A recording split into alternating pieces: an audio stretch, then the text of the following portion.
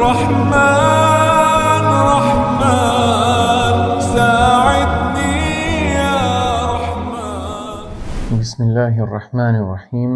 الحمد لله رب العالمين والصلاة والسلام على رسول الله وعلى آله وأصحابه أجمعين. Nderuar vëllezër, motra dhe miq, ju përshëndes të gjithëve me përshëndetjen islame. Assalamu alaikum wa rahmatullahi wa barakatuh. Paqja qoftë mbi ju dhe mëshira e Allahut dhe bekimet e tij. Jemi në vazhdim të zhvillimit të projektit të librave, më konkretisht në zhvillimin e playlistës sonë më të re në kanal me titull Intervista bashkohore, dhe në videon e sotshëm inshallah do të trajtojmë një podcast të gazetarit të njohur amerikan Tucker Carlson, në të cilin ai trajton një nga temat më të diskutuara bashkohore në Amerikë dhe globalisht gjithashtu, që është ndihma që qeveria amerikane po i ofron zhvillimit të genocidit në rripin e Gazës, dhe tema titullohet saktësisht Why are we defending mass murder in Gaza? Përse ne po e mbrojmë vrasjen masive në Gaza? Kjo është një temë që intereson jo vetëm shumë amerikanëve, por edhe shumë njerëzve në për gjithë botën.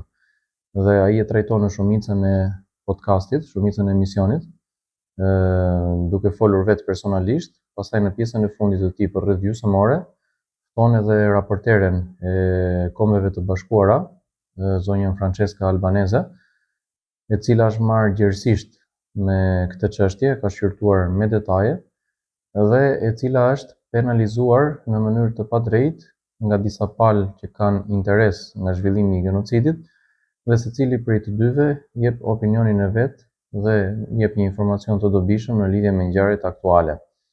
Pa humbur kohë, pika e parë për sot thotë prezantimi i temës së podcastit Why are we defending mass murder in Gaza? Because our greatest ally demands it. Ky është i gjithë titulli i podcastit dhe përkthehet përse po e mbrojmë ne vrasjen masive në Gaza, sepse aleati ynë më i madh na e kërkon këtë. Ka pak titull të gjatë si video dhe me këtë titull gjendet edhe në YouTube. Dhe emisioni është i përkthyer në këtë rast nga anglishtja, ndërsa pika e dytë thotë drejtuesi i emisionit është gazetari i njohur amerikan Tucker Carlson, i cili njihet për intervistimin e personave me opinione të veçanta, krahasuar me linjën zyrtare në SBA, dhe më gjerë i krishterë protestant praktikant, mbështetës i lëvizjes MAGA, Make America Great Again, ta bëjmë Amerikën të madhe sërish, dhe i parimeve të saj. Për sa i përket kësaj, ka nevojë të bëj një hyrje nga ana ime. Unë personalisht e gazetar për herë të parë kam njohur në kohën kur ka dalë në publik intervista që ai ka zhvilluar me presidentin e Rusisë, zotin Vladimir Putin, dhe kam dëgjuar këtë intervistë si fillim. Më pas nga aty kam dëgjuar intervistën e tij me profesorin Aleksandr Dugin, dhe më pas gradualisht i kam bërë subscribe kanalit të këtij gazetari dhe kam parë që ka pasur një sasi të konsiderueshme materialesh interesante dhe opinione me vlerë në shumë raste. Nuk kam mundur që t'i ndjek të gjitha emisionet që ai nxjerr, sepse është volum i madh pune në aspektin gazetaresk, por se shikoj që temat që i përzjedh në mënyrë të kujdesshme dhe personat që fton duke i përzgjedhur sërish në mënyrë të kujdesshme. Po ashtu pyetjet që i bën në mënyrë të kujdesshme dhe mendoj që prej këtij emisioni ka një sasi dobie për publikun. Me siguri shumë më tepër nga emisionet e linjës zyrtare në Amerikë dhe në Europë ku ne jetojmë. Pika 3. Gazetari në këtë podcast zhvillon një diskutim individual, pra pas një person tjetër prezent, siç ndodh zakonisht dhe trajton një nga temat më të diskutuara në Amerikë dhe në botë sot nga një këndvështrim i brendshëm. Më pas, pika 4, e fillon emisionin duke konstatuar që Amerika ka vetëm një aleat më të mirë dhe ndoshta vetëm një gjithsej, dhe ai është Izraeli. Pra në disa raste, ky gazetar paraqet atë çfarë duket në pamje të parë në publikun amerikan dhe më pas mund të paraqesi edhe këndvështrime të tjera përveç asaj që dihet botërisht. Pika 5. Kështu ka qenë për një kohë të gjatë, aq gjatë sa që pothuajse askush nuk e vënë në diskutim nëse kjo është ide e mirë apo jo dhe pse duhet të jetë kështu. Pra, ai e fton publikun që të bëjë një analizë të thellë në lidhje me këtë çështje, sepse kjo është një çështje që konsiderohet pothuajse tabu në Amerikë. Pika 6. Marrëdhëniet tona ekonomike me Izraelin janë shumë të ngushta, po ashtu ato politike dhe ushtarake dhe askush nuk mund ta rivalizojë këtë aleat në raport me ne. Pika 7. Izraeli ka lindur vetëm në gjysmë të shekullit kaluar dhe në saj të ndihmës son të pakursyer është zhvilluar dhe fuqizuar gjithnjëherë më shumë, por kjo nuk ka realisht arsye pse duhet me patjetër të jetë kështu gjithmonë. Pika 8. Ose kur ne të vendosim të ndryshojmë aleat. Këtu ka nevojë të bëj një koment nga ana ime të çështjes. Siç kam përmendur më herët në një prej videove që kemi bërë pikërisht në këtë seri, në këtë playlist, por edhe në videot e tjera përveç kësaj playliste, kam përmendur që në kohën kur kam pranuar Islamin në vitin 2013, kam filluar për herë të parë gjithashtu që të kuptoj mënyrën se si funksionon në realiteti në botë, se si funksionon politika, gjeopolitika, ndikimet e ndryshme, forcat që veprojnë për ndikimin në jetën e masave etj. etj. Dhe në këtë kohë, domethënë për një kohë shumë të shkurtër, për punë pak muajsh, kam zbuluar diçka që nuk do të më shkonte mendja ndonjëherë, që një pjesë e madhe e botës faktikisht sundohej dhe ndikohej nga një grup i vogël njerëzish, ideologjia së cilëve ishte në atë kohë pothuajse e panjohur për pjesën më të madhe të njerëzimit, pra sekti sionist. Në fakt, disa kohë përpara se të ndodhte kjo, në vit të parë të gjimnazit, që i bie rreth 3 vjet përpara se të ndodhte kjo ngjarje, pra ky informim nga ana ime, një mësues në shkollë, në gjimnaz, një profesor fizike, në diskutime sipër për çështje kuriozitetesh me klasën, i bën një pyetje që nxënësit domethënë të bënin kërkimet e tyre personalisht dhe të gjenin përgjigjen e pyetjes, dhe i thotë, a e dini ju se kush është populli që sundon botën? Dhe duke që gjithë klasa po heshte, sepse siç është gjë e zakonshme, askush s'ia kishte iden kësaj lloj teme. Zakonisht edhe nxënësit që mësonin shumë nuk është se merreshin me gjëra të kësaj natyre, sidomos në atë moshë. Plus duke pasur parasysh që ideologjia dhe mënyra e edukimit që përpiqen të indoktrinojnë edhe në Shqipëri dhe në Europë dhe në Amerikë tek nxënësit, është pak a shumë të prodhojnë disa sklever dhe jo të prodhojnë njerëz që kanë dije dhe që kanë kapacitet për të kontribuar në gjëra të mira. Shpeshherë mund të kenë për objektiv edhe të prodhojnë kontingjent për krimin organizuar nëpërmjet shkollave, po ashtu të prodhojnë dukuri të tjera negative, sidomos me reformën në arsim që ka filluar në 2006 në kohën kur, ose në 2005, në kohën kur unë kam qenë klase 6, pra jam brezi i parë që ka kapur reforma në arsim, që është bërë shkolla nga 8 vjeçare në 9 vjeçare dhe më pas gjimnazi nga 4 vjeçar në 3 vjeçar, dhe të gjitha ndryshimet e tjera, për shembull shkatrimi i librave, domethënë sjellja këtyre literaturave të reja që nuk kryen asnjë funksion, ndryshimi i librave vazhdimisht, i kurrikulave shkollore, heqja e autoritetit të mësuesit, futja e degenerimit nëpër shkolla etj. etj. Dhe normalisht që një sistem i tillë nuk dëshiron që dikush të informohet mbi thelbin e sistemit dhe të kuptojë se si sistemi funksionon dhe të ketë mendim ndryshe nga sistemi, ndryshe në rrënjë.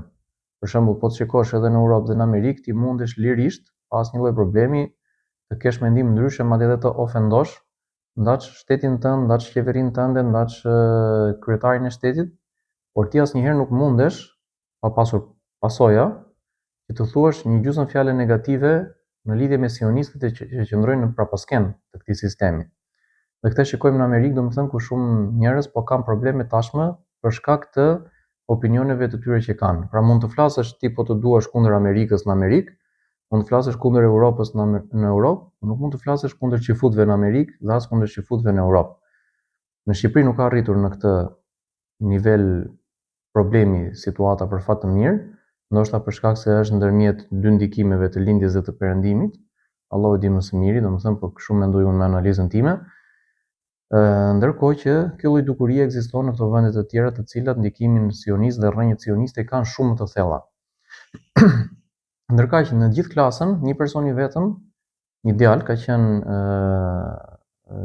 i vetmi që dha një përgjigje këtij profesori dhe i tha, profesori tha, mos e ke gjallafin për çifutët? Dhe profesori tha po. Dhe i tha, ku e ke dëgjuar këtë lloj gjë, ku e ke mësuar?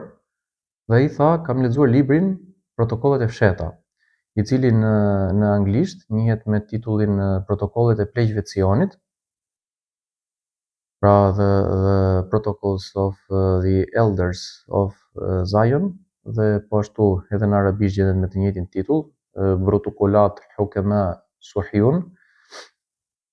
Dhe realisht ky lloj libri dhe libra të tjerë të kësaj natyre dhe emisionet të tjerë të kësaj natyre të japin informacion shumë më tepër nga ç'mund t'japë një bibliotekë gjigande e mbushur me literatura të linjës zyrtare, apo një jetë e tërë e mbushur me dëgjime emisionesh të linjës zyrtare. Dhe në këtë moment, domethënë 3 vjet mbas kësaj ngjarje, ndërkohë që kjo ngjarje më ka mbetur në mendje që atëherë po nuk i kisha kushtuar rëndësi, kam filluar ta shikoj me vëmendje këtë lloj dukurie. Dhe kam vënë re që në Europë dhe në Amerikë të gjitha pikat kyçe në sektorin shtetëror dhe privat, të gjitha gjërat më me rëndësi i kontrollonin gjitha çifutët. Po jo thjesht çifut si ata që jemi të mësuar të shikojmë për shembull që na tregojnë me ato kapelet e zeza, me ato kostumet që janë ultra ortodoks dhe praktikantë të fesë. Por po flasim për çifutët e sektit sionist, ata që kanë projekte negative për botën. Pra jo çifut që shikojnë punën e tyre dhe praktikojnë një fe ndryshe nga jona, por ata çifut të cilët po prishin njerëzimin. Dhe kjo domethënë është një çështje me rëndësi për t'u ditur nga të gjithë njerëzit në përgjithësi në botë, sepse kanë një armik të përbashkët që janë këta njerëz që faktikisht adhurojnë shejtanin. Dhe gradualisht kemi mësuar doktrinën e tyre, se çdo fe përbëhet nga doktrina dhe nga legjislacioni. Po ashtu kemi mësuar legjislacionin e tyre, dhe kur them doktrinën dhe legjislacionin, kam për qëllim disa elemente të këtyre, se me detaj nuk mund t'i di çdo gjëra, nga që ato përpiqen që të mbahen të fshehta, dhe pse gradualisht po ekspozohen tashmë në vitet e fundit. Po ashtu dhe një pjesë të historisë së këtij sekti dhe mënyrës se si ai ka përparuar dhe se si ka arritur ndikimin që ka arritur në Europë dhe në Amerikë veçanërisht, po dhe më gjerë në shekullin e kaluar. Tani mund të them që është disi në rënje. Dhe po ashtu edhe mjetet çfarë disponon kjo lloj organizate me qëllime të këqija dhe me projekt të keq për njerëzimin. Dhe duke pasur këtë lloj backgroundi, në momentin që dëgjoj këtë lloj pohimi, pra që thot ky gazetar që ne kemi një aleat të vetëm strategjik, ai e thot këtë jo se beson realisht në këtë, se ai është i vetëdijshëm për mënyrën se si funksionon realiteti në Amerikë, po flet me atë gjuhë që kupton publiku. Pra në publik e quajnë aleat Izraelin, ndërkohë që Izraeli faktikisht kontrollon Amerikën. Nuk është aleat, po Amerika është skllave e Izraelit, së bashku me Europën, dhe Europa gjithashtu është skllave e Izraelit, po flasim në nivel politik. Ndërsa te popullsia ka shumë rrymë të tjera të cilat nuk janë fare në atë linjë. Thelbi është që kur e dëgjojmë këtë, e dim që sionistët e kanë nënshtruar komplet çdo gjë me rëndësi në Amerikë, por në publik emërtohet me termin aleat, pra Izraelin e kemi aleat, kështu thon atje. Dhe Tucker Carlson, për të ngacmuar imagjinatën e publikut, thotë po sikur ne të ndryshojmë aleat. Kjo është e nevojshme të dihet si hyrje në lidhje me këtë lloj pohimi dhe me këtë lloj ideje. Pika 9. Po sikur ne të zgjedhim Katarin si aleatin ton më të mirë të radhës, për shembull. Pra ai zgjedh të bëjë këtë diskutim duke marrë si shembull Katarin, jo sepse ai mendon që Katari është aleati më i mirë i mundshëm strategjik për Amerikën. Unë shikoj që ai dëshiron shumë që Amerika Rusin të ketë aleat strategjik, ose vende të tjera të ngjashme që kanë edhe një fuqi të konsiderueshme, por se merr Katarin si shembull në mënyrë që të mos duket si një pohim shumë i refuzueshëm nga ana e publikut, domethënë që mos ta dëgjojnë fare se çka ka për të thënë, sepse janë mësuar me linjën zyrtare. Me Katarin domethënë mund ta bëj këtë diskutim duke pasur më pak rezistencë. Pika 10, thot provojini ta diskutoni këtë me miqtë tuaj, sidomos ata të Fox News. Fox News, me një fjalë, është një prej kanaleve të linjës zyrtare në Amerikë, dhe me njëherë do t'ju thonë çfarë Katari, një shtet fashisto-islamik, mos vallë je bërë dhe ti islamik, mos vallë po të paguan lobi i Katarit. Këto janë akuza të zakonshme që mund të hasësh në Amerikë nëse tenton të thyesh tabut, ndërkohë që pretendojnë qeveria amerikane sikur thyen tabut në vendet e tjera. Pika 11. Njerëzit do të mendonin menjëherë që ti je i çmendur dhe në fakt edhe i rrezikshëm ose anti-amerikan dhe do të duhet me patjetër të justifikosh arsyet e tua se pse favorizon Katarin. Pra këtu shikojmë lirinë e mendimit dhe lirinë e shprehjes në vendin e ashtu quajtur më demokratik në botë. Pika 12. Atëherë harrojeni këtë mohabet për një moment dhe le të zgjerohet horizonti i diskutimit. Nëse ju do të dëshironi të kërkonit një partner strategjik për Amerikën, atëherë parimi do të duhet të ishte që ai shtet, me bashkëpunimin e vet, do të duhet të ishte i dobishëm për popullin amerikan në përgjithësi. E kjo është diçka logjike që di çdo kush dhe çdo kush për shtetin e vet do imagjinonte që kush mund të jetë vendi aleat më i përshtatshëm bazuar mbi këtë lloj parimi. Pika 13. Ndoshta duhet të jetë një vend i cili gëzon burime natyrore, sidomos burime energjetike, dhe kjo gjithashtu është diçka më se logjike, e kupton çdo njeri. Pika 14. Për shembull, një vend që ka shumë naftë edhe gaz do të ishte i mirë si aleat për të plotësuar nevojat e popullatës amerikane. Sipas një këndvështrimi të pastër, America First, pra Amerika e para. Kjo është parulla me të cilën ka ardhur në pushtet Donald Trump dhe kjo është parulla që ka predikuar lëvizja MAGA dhe Partia Republikane në kohën e fushatës zgjedhore në Amerikë për të fituar zgjedhjet. Pastaj është dukur sikur nuk po i përmbahet aq kësaj parrulle, megjithatë do shikohet me kalimin e kohës.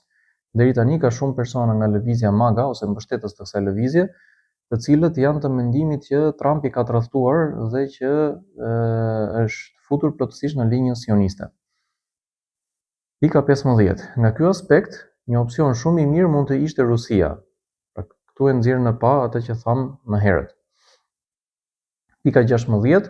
Ajo ka një sipërfaqe masive toke brenda kufive të vet, një sasi gjigande burimesh, si ato më sipër, ose arë dhe gjëra që i duhen një shoqërie për të mirë funksionuar, dhe sigurisht një ushtri të fortë, më të fortë më të fortën në kontinentin europian, duke konsideruar Rusinë si pjesë e Europës, pavarësisht se shtrihet në dy kontinente njëkohësisht, ose në një nëse do ta quajmë Euroazinë si një të vetme, dhe kapacitete shumë të mëdha industriale. Dhe të gjitha këto pohime që përmend ky gazetar këtu janë më së sakta.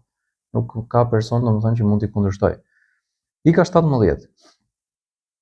Dhe nëse për shembull ti hyn në luftë me një vend tjetër dhe ke nevojë për mbështetje ushtarake ose vend për të vendosur bazat e tua, padyshim që Rusia do të ishte vendi më i mirë. Pika 18. Por nuk pranohet si mendim, sepse të thonë thjesht që Rusia është e keqe. Pra ky është zëri domethënë që e kundërshton fuqimisht edhe thjesht shprehjen e kësaj ideje në Amerikë. Pika 19. Po sikur të ishte Venezuela, e cila ka sasinë më të madhe të naftës në hemisferën perëndimore të botës. Pra vazhdon të ngacmoj domethënë intelektin e dëgjuesve. Pika 20. Sërish nuk pranohet si mendim, sepse të thonë thjesht që ata janë të këqinj, madje janë aq të këqinj saqë ne do të shkojmë dhe t'i pushtojmë ata. Dhe kjo ka qenë ajo që diskutohej në median amerikane në atë kohë, domethënë në krahun e politikës së qeverisë. Dhe faktikisht ky podcast është mbajtur përpara se të ndodhte ndërrimi i udhëheqësit të Venezuelës, pra përpara arrestimit të Maduros. Pika 20, pika 21, pastaj mund të ketë alternativa të tjera me rezerva të mëdha, si për shembull Guinea Ekuatoriale, Arabia Saudite, Bahreini, Omani, Kuvaiti ose vendet e tjera të gjirit, ndonse ato nuk janë demokraci liberale, por janë mbretëri, ama janë shumë pro-amerikane dhe kanë potencial dhe pozitë të favorshme gjeografike. Pra vazhdon domethënë që ta ngacmoj publikun me këtë lloj supozimesh. Pika 22. Në momentin që ti kërkon një aleat të mirë, je duke menduar faktikisht për të mirën e vendit tënd në radhë të parë, dhe kjo është mëse e kuptueshme. Edhe pse kur propozon aleat që nuk i pëlqejnë sionistëve, duket se kur ti je duke menduar për të keqen e vendit. Pika 23. Katari ndërkohë vizitohet nga shumë njerëz nga anë të ndryshme të botës, është shoqëri mjaft e hapur dhe mundëson diskutime midis njerëzve dhe këtu nuk ka asgjë të keqe, pavarësisht asaj çfarë dëgjojmë në Fox News. Pra ka shumë kunja midis Tuckerit dhe Fox Newsit. Pika 24. Atëherë pse na thonë gjithkohon që Katari është i keq dhe s'bën si aleat. Pika 25. Kjo është e kuptueshme kur aleati yt i vetëm është dikush që e shikon si rrezik aleatin tjetër të mundshëm, qoftë Katari ose vende të tjera. Pra nënkupton që Izraeli shikon si armik Katarin dhe këto vende të tjera dhe lobon për të mos u bërë këto vende si aleat. Madje mund të themi që jo lobon, por se i ushtron presion nëpërmjet mjeteve të veta satanike politikës amerikane për të votuar gjithmonë në krahun e asaj që preferon linja e Izraelit. Pika 25, pika 26. Por le të bëjmë një lloj testimi të vogël për t'i krahasuar të dy vendet me njëri tjetrin dhe të shikojmë se kush prej tyre i plotson kriteret e aleancës më mirë pa paragjykime për islamizëm dhe terrorizëm në mes. Pra pa pasur paragjykime në mes. Krahasimi midis Katarit dhe Izraelit vijon në pikat e mëposhtme. Pika 27. Të gjitha kriteret që do të përmendim jeni të ftuar t'i verifikoni vetë dhe mos u mjaftoni me fjalën tonë. Pra kjo është një lloj ftese për ta përforcuar akoma besueshmërinë e informacionit, gjë që zakonisht nuk ndodh nga pala tjetër. Pika 28. Dilni një xhiro në Katar një fundjavë dhe shikoni njerëzit, ushqimin, udhëtimin e tjerë. Pika 29. Zakonisht jemi mësuar të na thonë që duhet të besojmë verbërisht atë klipin shkencor 2 minutësh që na sjell media mainstream, pra e linjë zyrtare, dhe nëse gabimisht nuk bijem dakord me të, do të pësojmë një breshëri akuzash, por ne ju ftojmë të shikoni vetë nga afër. Normalisht kur ti e shikon vetë diçka, një dukuri apo një gjë për cilën kërkohet opinion, ose kur e shikon nga burime që ti konsideron realisht të besueshme, atëherë ajo se çfarë thot linja zyrtare fillon ta humbasi peshën. Pika 30. Për shembull, Izraeli s'ka burime, edhe gazin e merr nga Azerbajxhani. Ndërkohë Katari ka disa prej burimeve më të mëdha të gazit në botë.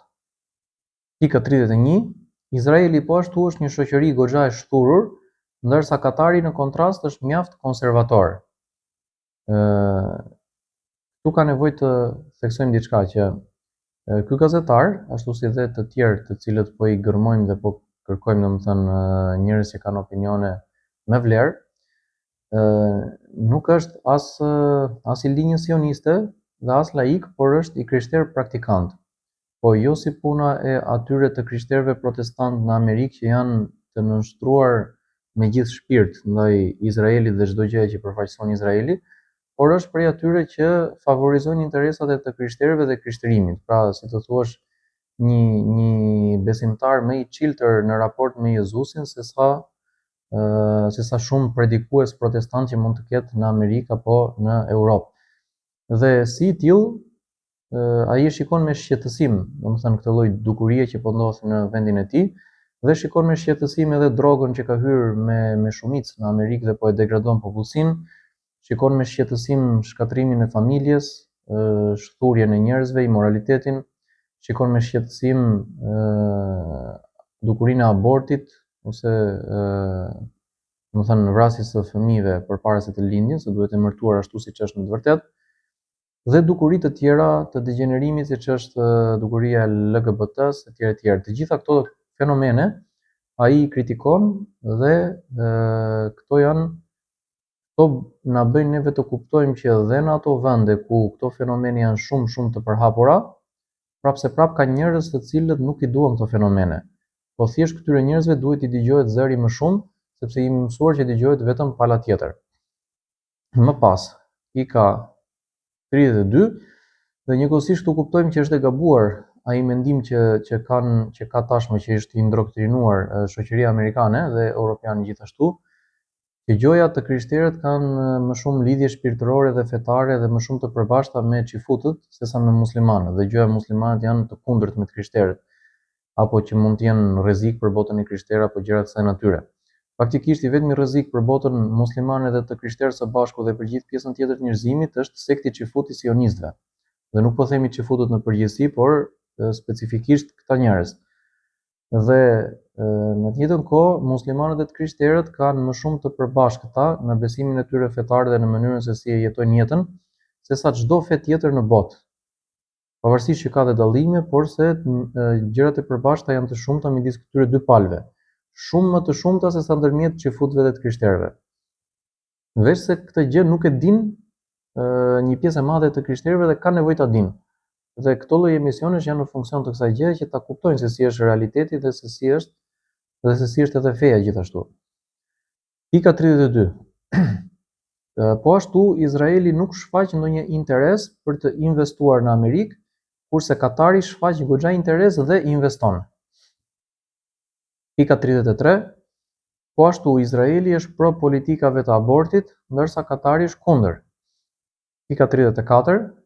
Po ashtu Izraeli shquhet për prezencën e krimit të organizuar, narkotikëve, prostitucionit e tjerë, ndërsa Katari nuk njihet për asnjë nga këto gjëra, madje edhe kur ata banojnë në Perëndim, preferojnë t'i çojnë fëmijët nëpër shkolla të krishtera, jo sepse kanë devijuar nga besimi i tyre islam, por sepse dëshirojnë më shumë rregull dhe moral të mirë.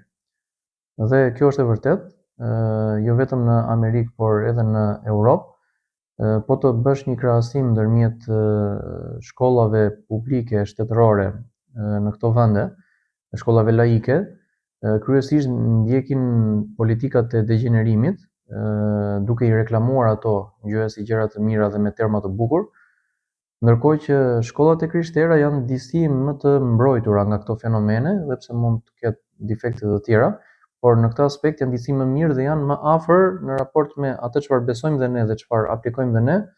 Dhe për këtë arsye, në mungesë të një alternative islame për edukim, mundet që muslimanët të preferojnë si alternativë më pak të dëmshme që të zgjedhin një burim edukimi të krishterë sesa një burim edukimi laik. Dhe laikët kanë në prapavi sionizmin gjithmonë, ndërsa të krishterët vetëm kur bëhet fjalë për ato sekte që janë në mbështetje të sionizmit. Nëse ato identifikohen, normalisht dhe nga ato duhet që muslimanët të distancohen. Pika 35. Po ashtu Katari e vlerëson familjen tradicionale dhe kur e njeh mirë, nuk duket shumë i ndryshëm nga parimet e lëvizjes MAGA në Amerikë. Pra Tucker nuk po bën gjë tjetër veç se po konstaton atë që kush e njeh Islamin dhe krishtërimin e ka konstatuar që në fillim. Mirë, po ai po ja përçon publikut amerikan këtë lloj informacioni dhe po bën një gjë shumë të dobishme nëpërmjet kësaj, sepse publiku është goxha mbrapa në raport me këtë dukuri. Pika 36. Ndërkohë Izraeli jo vetëm që nuk është në listën e investitorëve më të mirë në Amerikë, por vazhdimisht kërkon prej nesh para thot. Miliarda dollar për të mbështetur dhe rregulluar konfliktet që ai hap me gati një gjysmë-duzinë vendesh në rajon. Një duzinë është 12, ndërkohë gjysmë-duzinë i bie 6, por faktikisht Izraeli ka sulmuar të paktën 7 vende në këto 2 vitet e fundit apo 3 vitet e fundit, që kur ka filluar tufani Aksa. Pika 37. Ne jemi duke paguar për konfliktet e tij që prej 80 vjetësh tashmë, dhe kjo është shumë e vërtetë dhe ka nevojë që ta di publiku amerikan këtë gjë të sensibilizohet. Pika 38. Dikush duhet të na shpjegojë se pse kjo është më e mirë për ne, se nuk është kollaj e kuptueshme në pamje të parë. Dhe faktikisht nuk ka se si të shpjegohet një gjë e tillë, sepse nuk është e dobishme në të vërtetë për amerikanët, është vetëm e dëmshme dhe është madje një ofendim i madh për popullin e krishterë amerikan në veçanti. Pika 39. Njëkohësisht, shumë njerëz këtu e bëjnë opsionin e pasjes së një aleati si Katari aq të largët dhe të pamundur, saqë nuk duhet as ta mendosh ta propozosh diçka të tillë. Pika 40. Nëse i krahasojmë nga aspekti fetar, të gjashta mbretëritë e gjirit janë vende feja zyrtare së cilave është Islami. Dhe nëse ti shkon për shembull në qendër të Dohas, që është kryeqyteti i Katarit, dhe të përpiqesh ti konvertosh njerëzit në të krishterë, herët apo vonë dikush do të të vëri në dukje që hey, ky është një vend islam. E njëjta gjë nga ana tjetër është e vërtetë edhe për Izraelin. As atje nuk mund ta bësh dot këtë gjë. Madje këtu të shtoj një koment nga ana ime, jemi mësuar se si i shikojmë keq trajtimet që pësojnë të krishterët kur vizitojnë Izraelin, por qoftë edhe banorët vendas, pak a shumë ato padrejtësi që po pësojnë muslimanët atje i pësojnë edhe të krishterët gjithashtu, dhe këto dukuri lihen në hije nga ana e vet të krishterëve nëpër botë, jo atyre që janë të interesuar realisht për fen, janë të sinqertë, por nga ana e këtyre që ndjekin politika të errta. Dhe këto gjëra mundohet t'i vëri në dukje ky gazetar dhe me këtë gjithashtu vepron shumë mirë. Për shembull, shumë herë kemi parë se si sa herë që shikohet në një predikues, në një pastor i krishterë për shembull, apo në një prift, që futet shkojnë dhe e pështyjnë, apo shkojnë dhe e godasin, apo shkojnë dhe ofendojnë në mes të Jeruzalemit apo të qyteteve të tjera që ka pushtuar Izraeli. Dhe këto gjëra duhet ta di dhe publiku amerikan dhe publiku evropian gjithashtu. Pika 41. Por nëse çështjes i hyjmë pak më thellë, duhet të përpiqemi të kuptojmë se ku u pëlqen më shumë të krishterëve të jetojnë, në Katar apo në Izrael. Pika 42. Nëse e marrim këtë gjë bazuar mbi numrin e të krishterëve që të paktën jetojnë në këto vende, a e dini se në Katar banojnë 2 fishi të krishterëve që banojnë në Izrael? Ai referohet statistikave. Pika 43. Unë nuk po promovoj Katarin dhe nuk kam ndërmend të shkoj të banoj atje, por thjesht po vë në dukje që nëse Katari është vërtet një shtet si modeli i ISIS, ku hiqesh qafe vetëm se përmend emrin e Jezusit, atëherë si shpjegohet që 2 fishit të krishterëve që jetojnë në Izrael preferojnë të jetojnë në Katar? Pika 44. Gjithashtu, a e dini se në Katar ka shumë kisha dhe pothuajse në çdo rast është shteti që u ka ofruar tokë për të ndërtuar. Pika 45. Sërish nuk po promovoj Katarin, por po theksoj faktin që është gënjeshtër të pretendosh se edhe thjesht të mendosh të shkosh të vizitosh Katarin është si një lloj krimi. Pra kaq shumë propagandohet, si të thuash, islamofobia në Amerikë. Pika 46. Nga këndvështrimi izraelit, unë mund ta kuptoj që ata kanë nevojë për Amerikën, që ne jemi aleati i tyre i vetëm real, që janë në konflikt me një 7 vende në rajon dhe që ndihma jonë është ekzistenciale për ta. Por nga këndvështrimi ynë, ne jemi një shtet me 350 milion banor. Dhe duhet të vijë një moment që të mendojmë edhe ne për interesat tona. Dhe këtu e mbështesim mendimin e këtij gazetari, por shprehjen që Izraeli e shikon Amerikën si aleat, te kjo nuk bie dakord, sepse Izraeli e shikon Amerikën si një kafshë që ka në shërbimin e tij faktikisht, dhe jo si një aleat, domethënë që janë pak a shumë në nivel të barabartë.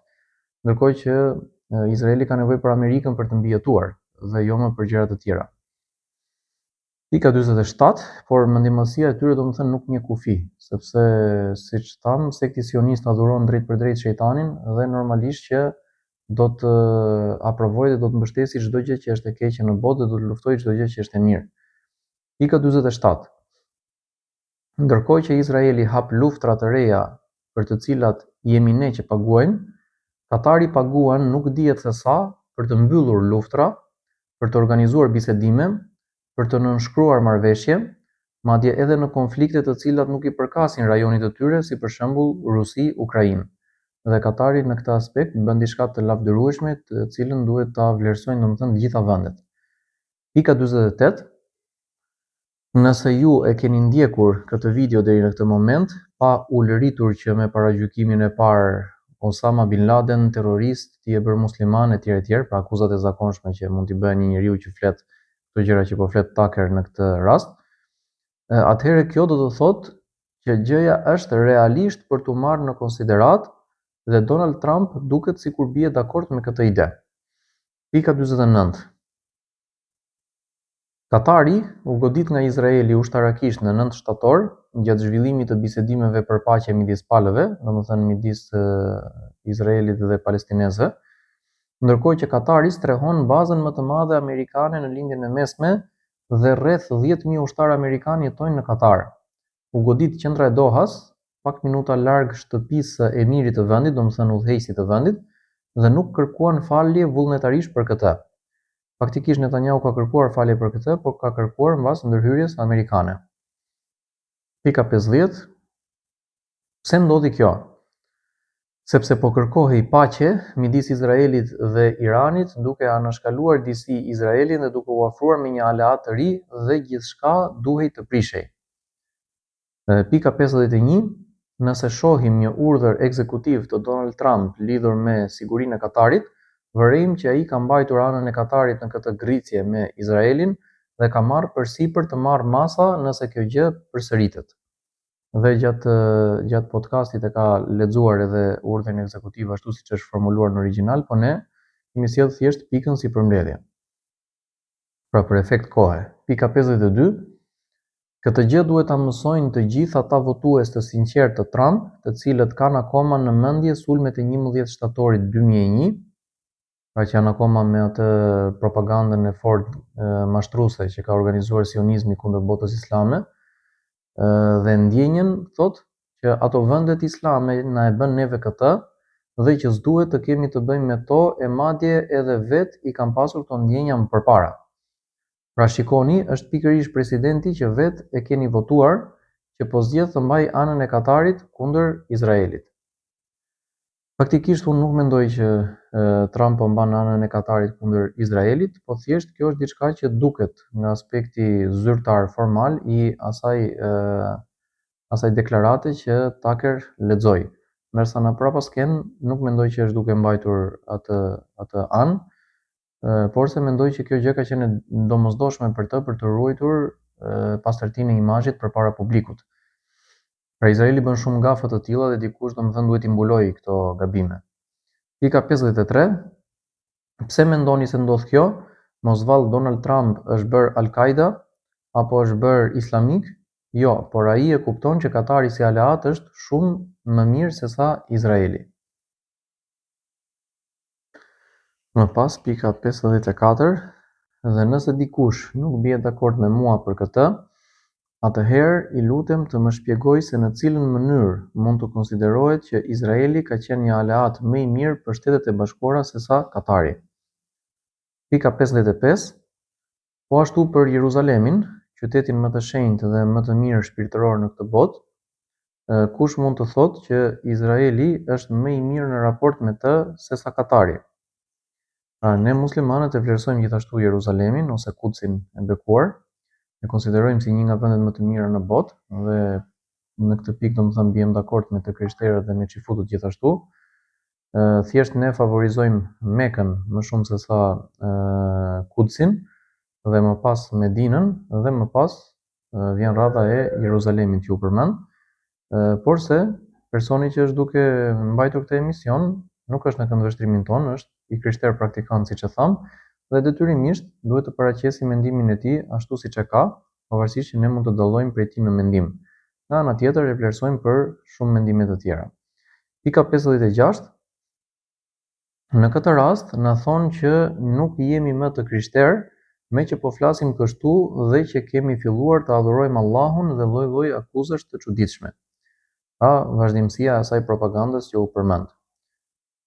Pika 57. Ndikush madje arrin deri aty sa që pretendon se nëse ne nuk e mbështesim plotësisht qeverinë e Benjamin Netanyahut, Zoti do të zemërohet me ne dhe do të na dënojë për këtë. Pika 58. Gjëra të tilla për shembull mund të dëgjosh nga predikuesi Ted Cruz e tjerë. Dhe ky person është një nga ata skleverit që paraqiten si të krishterë evangjeliст, ndërkohë që ndjekin vetëm linjën politike sioniste në Amerikë. Pra ky predikon lloj-lloj gjërash të çuditshme, të cilat personalisht nuk arri dot ta kuptoj se si një i krishter praktikant që lexon Biblën mund t'i besojë ato gjëra. Pika 59. Dhe këta tipa u mësojnë njerëzve për botën tjetër, ndërkohë vetë nuk janë as të aftë të na referojnë se ku specifikisht thuhet në Bibël që ne duhet me çdo kusht të mbështesim Izraelin plotësisht, siç ka ndodhur para disa muajsh, kur e kam pyetur drejt për drejt, pra sepse ka intervistuar, edhe pse tentoi të keq interpretonte një verset nga Zanafilla, i cili është kapitulli i parë i 10 ose vjetër brenda Biblës. Pika 60, po ashtu e kam pyetur se çfarë përkufizimi mund të na jap për emrin Izrael në Bibël dhe sërish pretendojnë që Bibla është 100% e qartë për këtë, por nuk është i aftë të referoj asgjë. Pika 61, dhe kjo është sepse sionistët përpiqen të luajnë me Biblën ashtu siç përpiqen të luajnë edhe me Kuranin në kurrizë të popujve besimtarë. Pika 61, mosvall, Izraeli në Bibël nënkupton këtë shtetin modern laik të vitit 2025 me këta kufi, apo edhe me bregun perëndimor, apo edhe me Gazën, apo edhe me gjysmën e Irakut. Kjo është pyetje retorike.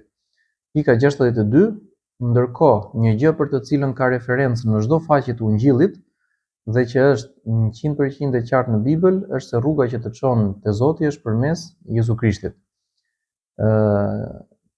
Shpreha që përdorte Ted Cruz dhe që citon Tucker Carlson në ligjërat ishte shpreha crystal clear, që do thotë jashtë masa e qartë aq sa nuk mund të dyshosh në saktësinë e asaj gjëje. Ndërkohë që faktikisht ai këndvështrim që Ted Cruz paraqet nuk është fare prezent në Bibël. Do të thënë edhe me aq sa kam lexuar unë dhe me aq sa kam dëgjuar nga të tjerët dhe me atë çfarë thot Tucker Carlson nuk është fare prezente në Bibël, ndërsa kjo tjetra është prezente, është shumë prezente. Dhe te kjo tjetra mundet që të ketë dakordsi dhe nga pala e muslimanëve nëse vendoset në një kontekst të caktuar. Për shembull, nëse themi që rruga që të çon tek Zoti është nëpërmjet Jezu Krishtit duke ndjekur rrugën e tij si profet, atëherë këtu biem dakord sepse edhe muslimanët thonë që të gjithë profetët duhet të ndiqen dhe nuk mund të kënaqet Zoti nga ne përveç se nëse ndjekim rrugën e profetëve. Madje ai për këtë gjë i ka çuar profetët, që profetët të na tregojnë rrugën dhe ne t'i ndjekim. Dhe çdo profet për popullin e vet ka qenë udhëzuesi i kësaj rruge dhe vetëm nëpërmjet profetit mund të shkojë tek Zoti. Për shembull, në rastin e profetit Nuh, që përmendet në Bibël me emrin Noe, mund të themi që për popullin e Nuhut, Nuhu ka qenë vetëm përmes Nuhut mund të shkojë tek Zoti, pa duke ndjekur atë. Nëse flasim për popullin e Ibrahimit për shembull ose Abrahamit që përmendet në Bibël, mund të themi të njëjtën shprehje duke pas për qëllim një gjë, që vetëm nëpërmjet Abrahamit ose Ibrahimit mund të shkojë tek Zoti. Në rastin e ndjekësve të Isës alayhis salam ose të Jezusit, prapë mund të themi që vetëm nëpërmjet Isës mund të shkojë tek Zoti. Dhe momenti ku ne si musliman dallojmë nga pjesa e krishterëve është që ne besojmë edhe në dërgimin e një profeti tjetër mbas Isës alayhis salam, që është profeti Muhammed sallallahu alaihi wasallam, dhe në rastin e tij themi që vetëm duke ndjekur atë mund të shkojë tek Zoti. Ndërsa nëse kjo shprehje vendoset në këndvështrimi që vetëm duke adhuruar Jezusin ose duke konsideruar si bir të mirëfill të Zotit, vetëm atëherë mund të shkojë tek Zoti, apo duke besuar në kryqëzimin e tij dhe në faljen e mëkateve të gjithë atyre që pranojnë atë si Zot, atëherë në këtë rast ne muslimanët distancohemi nga ky lloj këndvështrimi dhe ruajmë linjën e tauhidit. Linjën të cilën e kanë pasur edhe ndjekësit e vjetër të Isës alayhis salam, Jezu Krishtit, kryesisht, domethënë, nxënësit e Ariusit dhe të tjerë për të cilët kemi folur dhe do të flasim sërish në të ardhmen, kështu që mund të themi që ne muslimanët jemi në linjën e të krishterëve të vjetër. Dhe nuk është se jemi në një linjë të re për shembull që ka qenë e panjohur për botën e krishterë. Më pas pika 63, njerëz si Ted Cruz i përdorin këto pretendime qesharake dhe si ky faktikisht ka shumë në Amerikë, madje edhe në politikë, jo vetëm në fe, edhe në sektor tjerë, sepse të gjitha vendeve të tjera përveç Amerikës tashmë, të cilat më parë e mbështesnin Izraelin, janë ezauruar të gjitha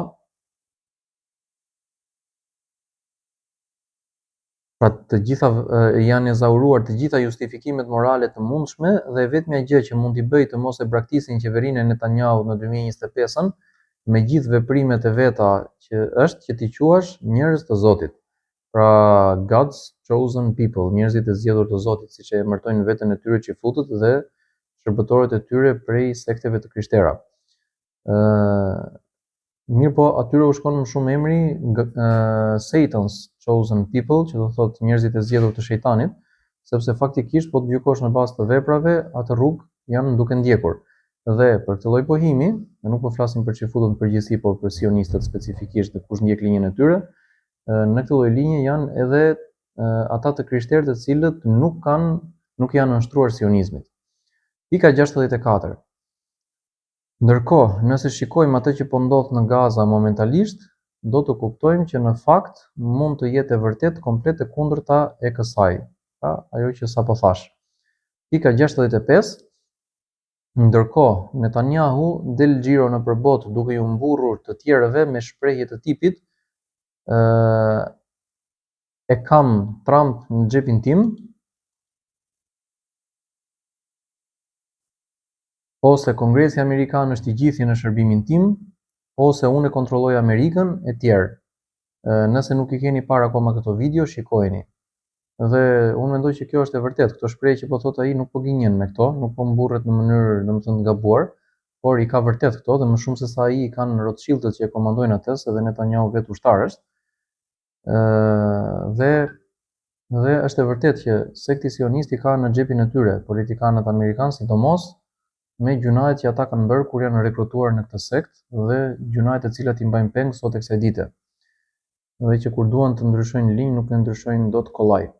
Pika 66. Ka plot qeveri të padrejta në botë, por nga ato që pretendohet se janë të qytetëruara, askush nuk është sjellë si Izraeli në Gaza në 80 vitet e fundit. Pika 67. Ideja se ata kanë vrarë 10 mijëra gra dhe fëmijë aksidentalisht është gënjeshtër e pastër, përkundrazi është vrasje e qëllimshme. Dhe këtë e konfirmojmë edhe ne me të gjitha analizat që i kemi bërë situatës, dhe kjo meriton një ndëshkim nga ana e drejtësisë në botë për këta njerëz. Madje unë jam i mendimit që asnjë lloj ndëshkimi që mund të jepet atyre në këtë botë, sepse deri tani si është dhënë një ndëshkim, por nuk ka asnjë ndëshkim që t'i përshtatet sasisë së dëmit që ata kanë bërë. Pika 68. Vetëm Allahu në ditën e gjykimit mund të japi hakun atyre nëse duam të jemi të saktë në atë që themi. Pika 68. Ata kanë teknologjinë, njohuritë dhe aftësinë të jenë shumë specifik në shënjestrat e tyre dhe këtë gjë e kemi parë në Liban, në Iran e tjerë. Pika 69. Kam qenë në Katar me ekipin tim, njerëz të cilët kanë qenë gjithandej në përbotë dhe kanë parë edhe më herët pasojat të luftrave, por ajo që kemi parë te refugjatët mjekësor palestinezë në Katar, rreth 2000 veta, kryesisht fëmijë, që në fillim të bombardimeve ishte e tmerrshme. Pra në kohën kur sapo kanë filluar bombardimet, ka qenë e mundur për disa njerëz të evakuohen nga rripi i Gazës. Dhe disa prej këtyre pacientëve që kanë pas nevojë për trajtim dhe nuk trajtoheshin dot në rrip, disa prej tyre kanë shkuar në Egjipt, disa kanë shkuar në Katar, disa kanë shkuar në Turqi, pra janë shpërndarë në vende ndryshme. Dhe Katari ka marrë rreth 2000 veta në atë kohë, kurse tani janë të izoluar dhe të burgosur plotësisht, askush s'do del dot nga rripi i Gazës. Dhe shumica e tyre domethënë janë fëmijë dhe Tucker thotë që kanë qenë pamje të tmerrshme dhe faktikisht një pjesë të këtyre pamjeve i transmeton në emision që t'i shikojë dhe bota se si është gjendja e tyre. Pika 70. Izraeli thotë që dëmi në Gaza është thjesht kolateral, domethënë që është një dëm i vogël periferik që ka ardhur si pasojë e luftës me terroristët.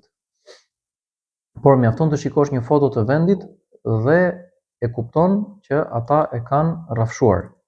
Pra Gaza është e shkatruar plotësisht, dhe po ata thonë dëm kolateral, është sikur të kesh hedhur, madje sipas një lajmi që kam dëgjuar, llogaritet që përafërsisht 6 fishi i sasisë së eksplozivit që është hedhur në Hiroshima në luftën e dytë botërore, pra që u hodh bomba atomike, 6 fishi i asaj sasie ose i asaj fuqie shpërthyese është hedhur në rripin e Gazës. Pika 71. Ndërkohë ne duhet të paguajmë çdo gjë rreth luftës dhe të marrim edhe emigrantët e shkret. Pra këtë thot Tucker dhe e vë në dukje me të drejtë. Pika 72. Gjëja më e keqe për mendimin tim është mënyra se si mbështetësit e krishterë të Izraelit në Amerikë i justifikojnë të gjitha këto kur i shohin. Dhe siç thash, është e çuditshme që një besimtar i krishterë që lexon Biblën t'i besojë gjëra të tilla. Porse ky është realiteti. Pika 73. Ata pretendojnë që janë të gjithë Hamas, dhe kur të rriten do të bëhen të rrezikshëm, prandaj nuk duhen lënë të rriten. Pra këtë lloj gjëje deklarojnë publikisht një pjesë e politikanëve, por edhe ushtarakëve izraelit, dhe kjo është një prej atyre gjërave për të cilat nuk ka një ndëshkim që mund të jepet në botë që të mjaftojë për shlyerjen e gjunaut të tyre. Pika 74, kjo është e kundërta e asaj që qytetërimi perëndimor i krishterë beson, pra në përgjegjësi kolektive për veprimet e dikujt, në dënim nga Zoti për disa persona për gjunaje që nuk i kanë bërë vetë, por i kanë bërë të tjerët. Pika 75, ne besojmë që çdo kush gjykohet dhe mban përgjegjësi për veprimet e veta individuale. Dhe ne si muslimanë konfirmojmë që dhe ne të njëjtën gjë besojmë. Pika 76, nuk po u themi njerëzve që të mos e mbështesin Izraelin fare, por shikoj antar republikan të Kongresit të tallen me foton e një bebeje të vdekur në rrënoja. Kjo është e tmerrshme, e kam telefonuar spikerin që merret me këtë çështje brenda Partisë Republikane dhe i kam kërkuar llogari se si mund të lejohet një gjë e tillë.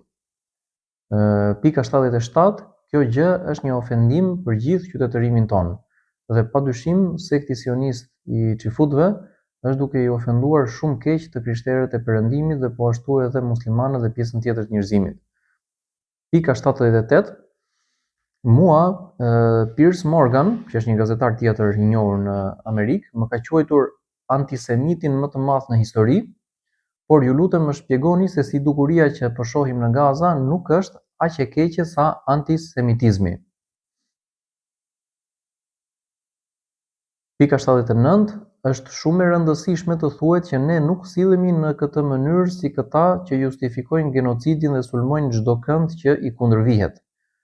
Pika 80, nëse ne heshtim dhe lejojmë të vazhdojë situata kështu, nuk do të kemi më shoqërinë që dëshirojmë, ku shpërblehet personi me virtyte dhe ndëshkohet kriminali, por të kundërtën e kësaj. Dhe unë mendoj që ka kohë që në Amerikë nuk ekziston më kjo shoqëri imagjinare, por ekziston vetëm kjo e dyta që ka përmendur Tucker në këtë moment. Dhe ai është i vetëdijshëm për këtë, por dëshiron ta rigjallërojë atë konceptin e parë. Pika 81, dhe personalisht mendoj që do të arrihet gradualisht, inshallah. Pika 81, në këtë moment fton përfaqësuesen më të njohur të Kombeve të Bashkuara në lidhje me çështjet e Gazas për të diskutuar, pra zonjën Francesca Albanese. Albanese do të thënë shqiptarja në gjuhën italiane, pra kjo është italiane si raportere, ndonse ka edhe shtetësi amerikane dhe lëviz nëpër pothuajse të gjitha vendet e botës. Bën vaki mund të ketë origjinë shqiptare, por kjo është thjesht hipotezë duke nisur nga analiza gjuhësore e mbiemrit. Ndërkohë ajo për të cilën ne e vlerësojmë nuk është çështje origjine, por është çështje parimesh dhe çështje e drejtësisë së cilën ajo po e mbështet. Pika 82. Prezantohet, madje mund të them dhe kam thënë edhe në raste të tjera duke komunikuar me kryesisht me vëllezërit musliman nëpër grupe dhe diskutime, që për mua kjo grua është më e guximshme se sa shumë prej udhëheqësve të botës arabe. Domethënë me veprimet që ka bërë dhe me gjërat që është përballur. Dhe normalisht është e admirueshme për këtë gjë dhe lutem Allahun që ta udhëzojë në rrugë të drejtë. Këtë gjë dëshirojmë për të gjithë njerëzit që i vlerësojmë, po ashtu edhe për gazetarin të cilit jemi duke ja përkthyer ligjëratën, po ashtu të profesorit që ja përkthyem më herët dhe të gjithë atyre që janë si puna e tyre. Pika 82, të shtojmë dhe këtë fjali që ne dëshirojmë vetë të shkojmë në xhenet, në parajs përjetësisht, dhe këtë gjë duhet të dëshirojmë patjetër edhe për të tjerët. Siç thot profeti sallallahu alejhi wasallam në një hadith të njohur, la yu'minu ahadukum hatta yuhibba li akhihi ma yuhibbu li nafsihi. Nuk beson askush për jush derisa të dojë për vëllain e tij atë që do për veten e tij. Në pamje të parë dikush mund të mendojë që kjo vlen vetëm për muslimanët, pra vllai musliman me vllai musliman, porse në komentin e detajuar që i ka bërë Imam Newawiu këtij hadithi, Allahu mëshiroft, ka treguar që kjo vlen për njerëzit në përgjithësi, pra për vllain në gjininë njerëzore. Më pas, pika 82 prezantohet duke thënë që Organizata e Kombeve të Bashkuara i ka kërkuar të dokumentojë veprimtarinë izraelite në territorin palestinez, qoftë në Gaza, në Bregun Perëndimor, si dhe në Jeruzalemin lindor. Pra i është kërkuar një gjë e tillë dhe s'është se e ka bërë vetë me iniciativën e saj. Pika 83 në një raport që kam përgatitur vetëm 5 muaj pas sulmit të 7 tetorit 2023 thot, kam përcaktuar që ajo çfarë po shikonim mund të klasifikohej si genocid. Pika 84, pas 6 muajsh të tjerë unë shpreha qartësisht që ky është një genocid dhe ka për qëllim shfarosjen e palestinezëve nga territoret e tyre për të pushtuar Izraeli gjithnjë më shumë toka. Dhe ne muslimanët ato gjëra i dimë me kohë dhe ja kemi treguar botës me kohë, por është ndryshe kur bota i dëgjon këto nga këta persona dhe jo nga ne. Pika 85, ndërkohë ka pasur një trajektore të gjatë që na ka çuar ne në këtë përfundim. Pika 86, njëkohësisht kemi konstatuar se ka një ekonomi të mirëfillt biznesesh nëpër botë, kryesisht në Amerikë, Europë, në atë që quhet, në Amerikë, Europë dhe në atë që quhet Global South ose Jugu global. Ndjekësit e BRICS-it preferojnë ta quajnë Global Majority ose shumica globale, që nënkupton kryesisht territoret që janë në hemisferën e jugut të botës, por edhe një pjesë të atyre që janë në veri, por ndoshta në jug të kontinenteve ku ndodhen. Për shembull Kina, India, shtetet komshie me to, po ashtu Afrika nga Saharaja poshtë edhe Amerika Latine kryesisht. Dhe këta përbëjnë shumicën e banorëve të botës në fundit. Dhe thot, ose jugu global, të cilat mund të klasifikohen si bashkëpunëtor në genocid. Pika 87, pas kësaj mua mu përcaktuan sanksione. Pra, po intervistohet një person i sanksionuar. Pika 88, po sanksionohem për punën time, të cilën e kam bërë falas në shërbim të Kombeve të Bashkuara dhe që më është kërkuar ta bëj. Pra shikoni domethënë se sa e lavdërueshme është kjo gjë në rastin konkret. Pika 89, Shtetet e Bashkuara në vend që të fokusohen te krimet që po ndodhin, dhe normalisht aty duhet të fokusohen, më trajtojnë mua sikur kam bërë ndonjë krim. Pra nuk trajtohet si krimineli, po trajtohet si kriminal ai që përpiqet pengoj kriminalin me mirësjellje. Pika 90, Tucker ndërhyn duke thënë se kjo që Francesca përshkruan nuk duket sikur përbën ndonjë krim. Ndaj e pyet nëse ajo ka luftuar me armë kundër ndonjë grupi apo ka bërë ndonjë diçka të ngjashme, dhe këto janë pyetje ironike sepse të gjithë e dinë që kjo nuk ka ndodhur. Pika 91, ajo ngre stilolapsin dhe thotë, kjo është arma ime. Dhe faktikisht kjo armë i frikson shumë ata të cilët ja duan të keqin njerëzimin dhe duan të manipulojnë mendjet e njerëzve. Pika 92, ajo vë në dukje që raportesi i saj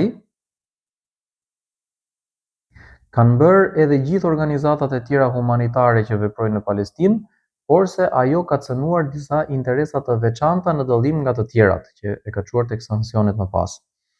Pika 93, Tucker shprehet se ajo është sanksionuar sepse ka nxjerrë në pas se kush është i interesuar të përfitoj prej genocidit në botë dhe jo pse po kritikon qeverinë izraelite. Pika 94, ajo thot që në total janë 62 vende që mund të klasifikohen si bashkëpunëtore përmes diplomacisë, armatimit, financimit të genocidit e tjerë. Pra 62 vende është numër i frikshëm, është më shumë se 1/3 është afërsisht 1/3 e vendeve të botës. Dhe kryesisht janë vendet me më shumë aftësi për të ndikuar në botë. Pika 95 thot po ashtu se deri në momentin e intervistës janë rreth 70.000 viktima të genocidit në Gaza, rreth 150.000 të plagosur, disa me plagë të përjetshme dhe shumë të tjerë të humbur, mjerimi, territori i shkatruar e tjerë, ndërkohë Shtetet e Bashkuara janë vendi kryesor që ndërhyn fuqishëm për të heshtur zërat kritik ndaj kësaj tragjedie. Pika 96, e pyet Tucker nëse i ka ndodhur edhe asaj që të akuzohet si antisemite me qëllim që të ndalohet kritika ndaj atyre që e meritojnë. Pika 97, përgjigjet që po, më pas shpjegon që si një qytetare europiane është rritur, pra italiane konkretisht, është rritur me idenë e holokaustit dhe është e vetëdijshme që genocidi ndodh atëherë kur pala tjetër dehumanizohet dhe kjo është pikërisht ajo që po u ndodh sot palestinezëve. Në lidhje me Holokaustin, personalisht jam i mendimit që Holokausti nuk ka ndodhur fare, pra nuk është fare, është thjesht një gënjeshtër ajo që kanë krijuar për 6 milion çifut të vrarë, edhe masakra, edhe persekutime, përzënje etj. Por mendoj që shifrat janë shumë herë më të vogla se sa kaq, dhe janë eliminuar vetëm ata çifut të cilët s'duhej të eliminoheshin, që nuk kanë qenë në linjën sioniste, ndërkohë që ata që kanë qenë të linjës sioniste kanë jetuar për bukuri në raport me Hitlerin dhe me aleatët e tij. Madje personalisht jam i mendimit që Hitleri ka qenë vetë çifut dhe i ka shërbyer me besnikëri projektit sionist. Besoj që nuk ka vdekur, nuk është vetë vrarë në fund të luftës, por se është arratisur në Argjentinë dhe atje ka jetuar i lumtur vitet e fundit të jetës së tij, ndërkaq ai është bërë sebeb që të themelohet Izraeli më mbrapa. Pra e gjitha ka qenë organizuar që të vendoset një qendër për qeverisjen e re botërore që dëshironin të ngrinin sionistët. Dhe edhe sikur të kishte një farë genocidi ndaj hebrejve në Europë në shekullin e kaluar, nuk ka arsye pse t'i bëhet më shumë reklam këtij genocidi se sa ata miliona muslimanë që janë vrarë nëpër botën në 2 luftrat botërore dhe ndërmjet tyre dhe mbas tyre, apo dhe para tyre madje, dhe pse t'i bëhet më shumë reklam se sa ata miliona të krishterë që janë vrarë nëpër botë në këto luftra. Janë shifra shumë më të mëdha se sa shifra e çifutëve. Nuk ka arsye domethënë pse të favorizohen çifutët në raport me këto të tjerat. Po ashtu laikët ose çdo kategori tjetër njerëzish. Pra, çfarë kanë speciale çifutët në krahasim me të tjerët? E vetmja gjë speciale që kanë është që këto kanë qenë projekte të sektit sionist dhe kanë për objektiv që ata të viktimizohen, ndërkohë që ata janë të përgëdhelurit e botës prej 2-3 shekujsh tashmë dhe të vazhdojnë me agjendën e tyre shkatërruese për njerëzimin. Pika 98 e pyet që sa arrin niveli i bashkëpunimit të kompanive amerikane në genocidin në Gaza. Pika 99 përgjigjet që shumica e përgjegjësisë është të kompanive perëndimore, amerikane dhe europiane, si banka, teknologji, të dhëna e tjerë. Pika 100 ato kanë asistuar kundër ligjit me veprimtarinë e tyre në shkeljen e të drejtave të palestinezëve.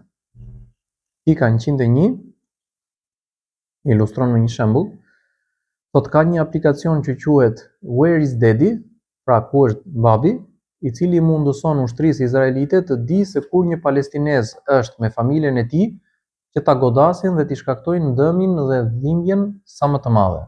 Pra imagjino ku arrin perversiteti i këtyre krijesave. Pika 102 kjo bie ndesh me ato vlera të atij qytetërimi të cilit kemi pretenduar se i përkasim deri më tani. Ndërkohë që unë mendoj që ato vlera janë thjesht një gënjeshtër dhe asnjëherë nuk i ka përfaqësuar qytetërimi perëndimor ato vlera. Sidomos në kohën e sionizmit, jo.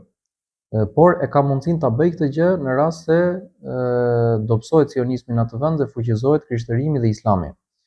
Pika 102 kjo bie ndesh, pika 103 në shumë raste këto krime pranohen edhe publikisht me krenari nga ana e atyre që i kryejnë në Amerikë. Dhe për mendimin tim edhe këta njerëz nuk duhet të ngelen pa u ndëshkuar nga drejtësia. Pika 104 e pyet Tucker që a është në dijeni të faktit që një ditë përpara se të shpalleshin sanksionet kundër saj, Netanyahu ishte në vizitë në Shtëpinë e Bardhë dhe a ka arsye për të menduar që ai mund t'ua ketë kërkuar këtë zyrtarëve të Shteteve të Bashkuara. Pika 105 përgjigjet që nuk e di, edhe pse kjo me intuit kuptohet që 99% mundësi ka ndodhur, por se kjo ishte absurde dhe dëshiroj që publiku ta kuptoj pak më mirë domethënien e sanksioneve. Pika 106 thotë: së pari, unë konsiderohem si një person i rrezikshëm për sistemin. Më është ndaluar udhëtimi drejt Shteteve të Bashkuara, ndërkohë zyrat qendrore të Kombeve të Bashkuara, ku unë duhet të prezantoj raportet e mia, janë në New York. Pra nuk mund të shkoj dot në New York. Ndërkohë unë i prezantoj online nga Afrika e Jugut. Çfarë do lloj asetesh që unë kam, që unë mund të kem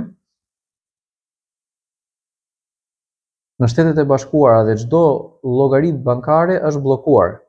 Kam një vajzë amerikane, pra që ka lindur në Amerikë, që e distancojnë nga familja dhe shoqëria dhe jam personi i parë prej Kombeve të Bashkuara që merr një trajtim të tillë në histori. Sigurimi im shëndetësor në Amerikë është ndërprer, madje edhe dhomat e hotelit që prenotohen në emrin tim nga dikush tjetër anullohen, ndërkohë që jetoja në Washington DC, në kryeqytetin e Shteteve të Bashkuara të Amerikës, dhe aty kam lindur vajzën time, e cila rrezikon edhe thjesht nga dhënia apo marrja e një dhurate prej meje, dënime që si gjoba mund të shkojnë deri në $1 milion, ndërsa si burgim deri në 20 vjet për shkeljen e sanksioneve. Ndërkohë ti as nuk mund të ta dallosh që ajo është vajza e një italianeje, sepse është edukuar në shkollat amerikane, me vlerat amerikane më shumë se sa me ato italiane, dhe kjo për familjen tonë është një tragjedi nga ana e shteteve, është një tradhti nga ana e Shteteve të Bashkuara. Ku është liria e mendimit dhe e shprehjes? Unë mendoj që s'ka ekzistuar asnjëherë, dhe padyshim që kjo është një lloj çmendurie që të dëgjosh që ndodhin gjëra të tilla. Pika 107. Tucker thotë që nuk di se si ta komentoj këtë gjë dhe e pyet sërish në formë ironike. A i ke çuar ti para Hamasit? A ke qelluar në një ushtar të IDF-s, domethënë ushtarët izraelit? A mos vallë je martuar në mënyrë të fshehtë me Nasrallahin? Nasrallah ka qenë udhëheqësi i lëvizjes së Hizbullahit në Liban, e cila ka luftuar kundër Izraelit, quhej Hassan Nasrallah. Pra është në listën e terrorizmit, një nga më kryesorët, nga figurat më të rëndësishme dhe që është eliminuar gjatë luftës Izrael-Liban. Dhe në mënyrë ironike i thotë mos je martuar gjë me Nasrallahin. Pika 108. Përgjigjet që ka shumë përpjekje nga ana e Kombeve të Bashkuara për heqjen e sanksioneve, por aktualisht Amerika po përdor fuqinë e vet për ta mposhtur sistemin, pra sistemin ndërkombëtar. Gradualisht sistemi ndërkombëtar po kthehet kundër Amerikës, edhe pse më përpara ka qenë i nënshtruar plotësisht ndaj sionistëve, dhe ky është lajm i mirë për botën. Pika 109. Po ashtu shton se duhet të ndryshohet koncepti idealist që kanë në mendje njerëzit, sikur shtetet i shërbejnë interesit të popullit, sepse zakonisht kjo nuk ndodh, por se shikohen interesa të ngushta ekonomike, pushteti e tjerë. Dhe kjo është e vërtetë në shumicën e rasteve. Pika 110. Në kohën kur ka jetuar në Washington DC, dëshmon se ka parë lagje shumë të varfra dhe të prapambetura që krijojnë kontrast me atë çfarë di bota rreth Amerikës, dhe supozohet teorikisht që shteti t'i rregullojë këto probleme me dollarët e taksapaguesve dhe jo t'i harxojë ato në luftra të huaja. Pika 111.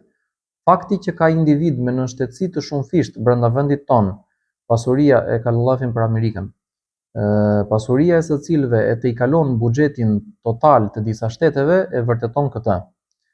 Pika 112. Megjithatë, gjatë përgatitjes së raportit, kuptova që kjo nuk është diçka e re.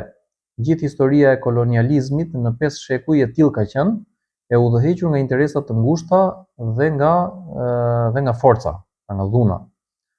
Pika 113. Nuk po them që duhet të vdesi kapitalizmi gjithsesi, mos mendoj dikush që ajo është kundër sistemit, por dëshiron të përmirësojë ato gjëra që nuk shkojnë tek sistemi. Pika 114. Ndërkaq interesat e këtilla kanë shkaktuar shumë genocide në kohën e brezit ton, si për shembull ai në Bosnjë, që është më në mes të Europës, në Ruanda, në Namibi e tjerë. Pika 115. Termi genocid nuk është term politik, siç mendon një pjesë e njerëzve dhe që duhet të përdoret vetëm për çifutut në rastin e Holokaustit, por është një term ligjor dhe është përsëritur shumë herë në histori deri në ditët tona. Pika 116. Genocid është përpjekja e qëllimshme për shkatrimin e një grupi fetar, racor, kombëtar e tjerë përmes vrasjeve, dëmeve fizike dhe psikologjike, krijimin e kushteve të pamundura ose afër të pamundurës për jetesë e tjerë. Pika 117. Kjo përbën genocid nga këndvështrimi ligjor dhe këtu përfshihet sipas disa vendeve, ndonse gjykata ndërkombëtare nuk është shprehur, edhe ajo që është bërë me indo-amerikanët vendas kur u kolonizua kontinenti, po ashtu edhe me australianët vendas, dhe ka dyshim çdo njeri me logjikë të thjeshtë e kupton që këto janë genocide. Pika 118. Në Izrael, popullata është e mbi ngarkuar me frym urrejtje ndaj palestinezëve dhe edukimi i tyre është i tillë që janë gati në momentin e parë të shkaktojnë shkatrimin e plotë të popullatës. Pastaj vjen dhe Netanyahu dhe citon vargjet biblike për Amalekun dhe i vëvulën muhabetit. Historia e Amalekut është një histori ku urdhërohet populli i Izraelit që të shkojë dhe të vrasë të gjitha krijesat që janë pjesë e këtij populli, duke përfshirë burra, gra, fëmijë, pleq, kafshë edhe çdo gjë tjetër që është brenda këtij populli. Pra shkatrim, shfarosje totale. Dhe me këtë parim faktikisht ecën ushtria sioniste. Pika 119. Përse duhet të prishen të gjitha shtëpitë në Gaza, të gjitha shkollat, të gjitha spitalet, të gjitha xhamitë dhe kishat, të vriten doktorët, gazetarët, civilët e tjerë. Dhe duhet të themi që Izraeli mban rekord në këtë aspekt në krahasim me të gjitha vendet e tjera. Pika 120, sepse ai tregon një armiqësi shumë të madhe ndaj sistemit ndërkombëtar dhe jo thjesht ndaj palestinezëve. Domethënë është, si thua, e nënshmon gjithë botën. Pika 120. Ndërkaq, unë jam duke investiguar momentalisht një fenomen që pothuajse askush në Perëndim nuk i ka hedhur dritë mjaftueshëm dhe bëhet fjalë për torturat që u shkakton ushtria izraelite dhe policia izraelite civilëve palestinezë në Gaza dhe në Bregun Perëndimor, veçanërisht të burgosurve. Pika 121. Pyet Tucker se çfarë është bërë me armpushimin. Pika 122. Përgjigjet që s'ka fare armpushim nga ana e izraelitëve.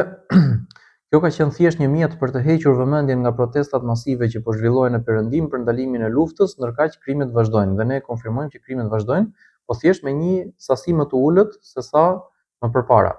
Dhe mund të themi që fjala armpushim për palën sioniste nuk kupton që ju mos gjuani, po ne do gjuajmë. Pika 123. Në Europë dhe Amerikë, protestat ose janë ndaluar ose janë shtypur në mënyrë të dhunshme nga ana e qeverive përkatëse. Gazetarët dhe aktivistët janë kriminalizuar. Kjo është një katastrofë që po ndodh në qytetërimin perëndimor sot. Pika 124. Rreth 400 njerëz janë vrarë në Gaza që nga armpushimi. Vetëm çereku i ndihmës për të cilën është rënë dakord ka hyrë, dhe ndërkohë që ne flasim janë gati 2 milion të mbijetuar palestinezë në Gaza, të cilët po i rezistojnë një stuhie dimërore me tenda primitive, ndërkohë që këta janë zhvendosur kush e di sa herë nga një kamp në tjetrin. Më pas pika 125, e kam thënë edhe më herët që Izraeli sot është duke shkruar një nga faqet më të errëta të historisë moderne të njerëzimit, dhe këtë gjë e aprovojmë 100%. Madje unë personalisht mendoj që kjo është faqja më e errët, faqja e sundimit sionist në botën perëndimore në veçantë, është faqja më e errët që ka qenë në historinë e njerëzimit dhe nuk besoj që do ketë një faqe kaq të errët sa kjo, edhe në shumë breza që mund të kalojnë në botë derisa të bëhet kiameti. Pika 126. Në janar të vitit 2024, Gjykata Ndërkombëtare e Drejtësisë e njohu zyrtarisht mundësinë që Izraeli të jetë duke bërë genocid.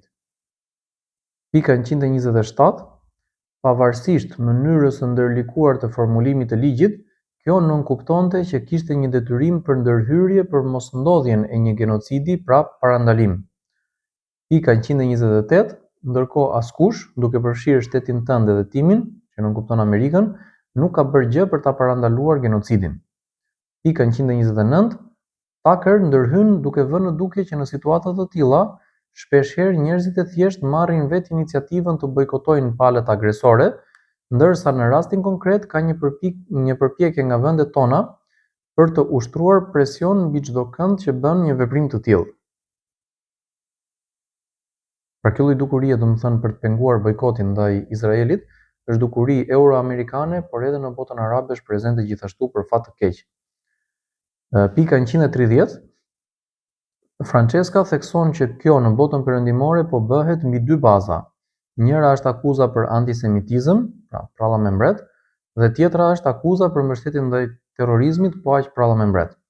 Pika 131.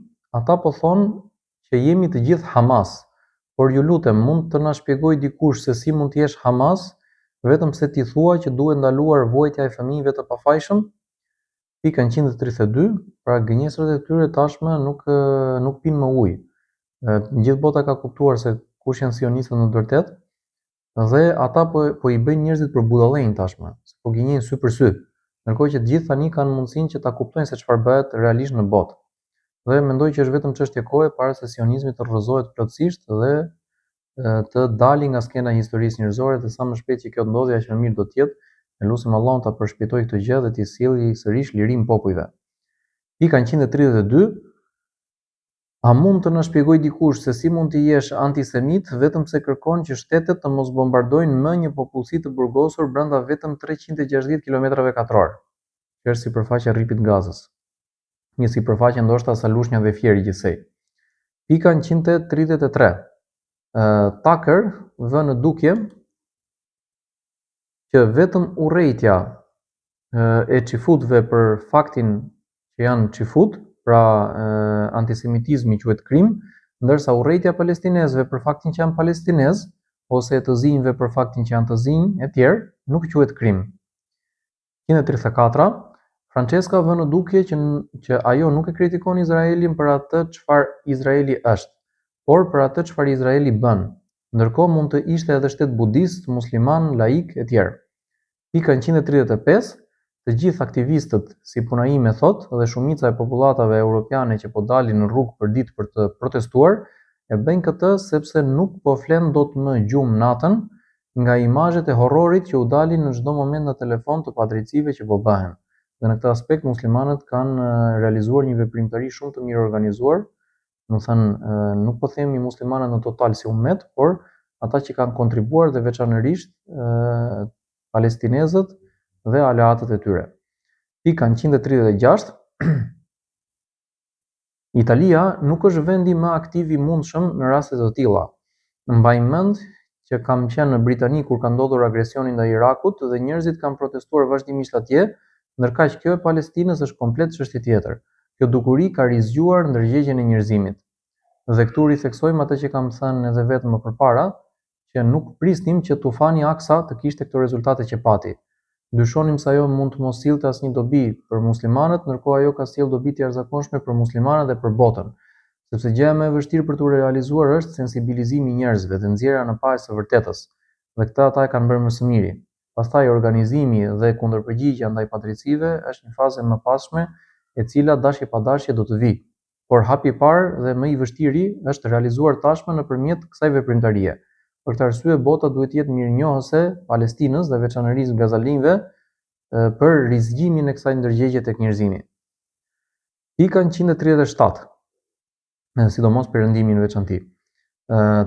Taksat tona shkojnë për luftra dhe gjëra që nuk janë në interes të popujve tanë.